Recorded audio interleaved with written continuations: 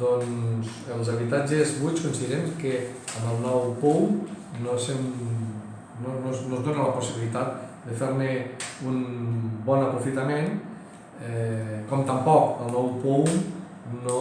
preveu suficient habitatge protegit i a més el que preveu molt concentrat. En comptes de poder fer una oferta d'habitatge protegit al llarg de tota la ciutat, el que dèiem abans, de fer un millor equilibri per diversos barris, el que aquí es planteja és poc habitatge i molt concentrat per lo que són les necessitats futures d'habitatge protegit segons l'estructura socioeconòmica de les famílies lleidatanes. I una darrera qüestió que no és menystenible en base a les diverses al·legacions i les possibles afectacions. Ens podem trobar, si s'aprova el POU tal com està aprovat,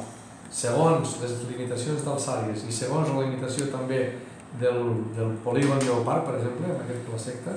ens podem trobar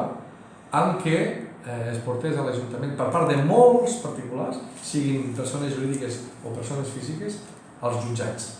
a reclamar-nos indemnitzacions perquè amb les noves limitacions tant d'identificabilitat com també de desenvolupament comercial, de desenvolupament industrial, clar, hi ha a l'entorn de 3.000 edificis i situacions, diguem-ne, realitats preexistents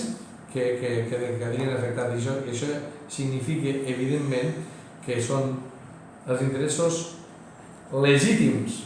de moltes persones, de moltes famílies i de moltes empreses que poden quedar seriosament afectats. I davant d'aquesta circumstància hi ha també molt previsible